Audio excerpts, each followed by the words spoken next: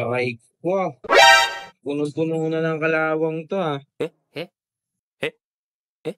Ayan oh, ang dami ng kalawang kaya pala yung ibang switch o yung ibang buttons hindi na gumagana.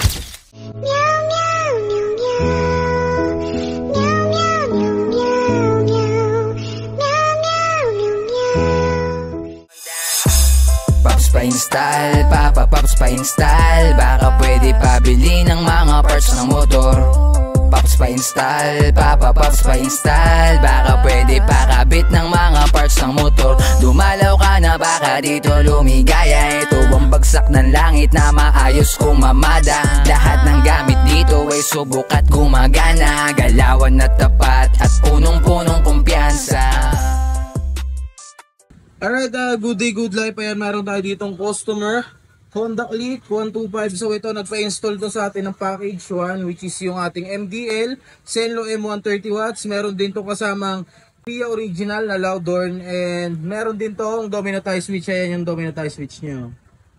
Bukod dyan, nagpasabay na rin si Pops ng ating soft touch charger.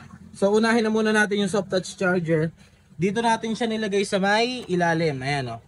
Kung sakaling hindi nyo ginagamit, pwede nyo patayin kahit umaandar yung motor. And meron din siyang takip para hindi nababasa or napapasukan ng buhangin, no? So, subukan natin. Ayun. So, gumagana. Bali, fast charger na rin to mga paps, no? Kasi 3.0 na yung ating charger, no?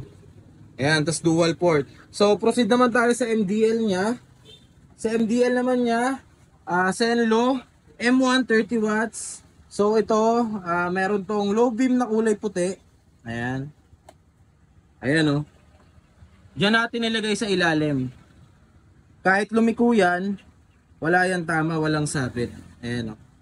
And sa high beam niya naman, combination color, white and yellow. Ayan oh. Yeah. Alright, sa domino tie switch natin, ito yung ating starter, no? Ayan. Ito naman yung selector ng ating MDL. So kapag nakasagad sa kanan, naka-off. Kapag ginitna natin, doon na papasok yung low beam natin na kulay puti. Ayan o. Ayan. And kapag nag-high beam naman tayo, combination color ng white and yellow, no? Ayan o. So dito naman mga paps, ito yung kanyang backlight, no? Sa tie switch ni Paps, ang napili niya is purple. Ayan. So may backlight siya, kasabay na rin ng underglow. Pero wala pang underglow si Paps eh. So bali mga Paps, itong nasa taas, yung big switch dito, para to sa back to stock ng kanyang horn. Pero sa case ni Paps, wala tong stock na horn. So ang nangyari, loud horn lang, no? So subukan natin yung ating PIA. Ito naman yung kanyang rapid. So dito naman sa kanyang kaliwa, ito yung busina nasa ilalim. Ito signal light. Ayan. Left and right na signal light. And ito yung hazard niya, no? So kahit 125 lang yung motor nyo, magkakaroon na rin kayo ng hazard. Low beam, high beam ng kanyang headlight, stock na headlight. And sa likod banda, ito yung kanyang passing. Ayan, no? So ayan mga paps, kung gusto nyo rin ng ganitong klase ng setup, alam nyo na kung saan kayo pupunta. Dito lang yan sa Pops Pa-Install. Dahil sa Pops Pa-Install, alagang Pops ka. Peace out.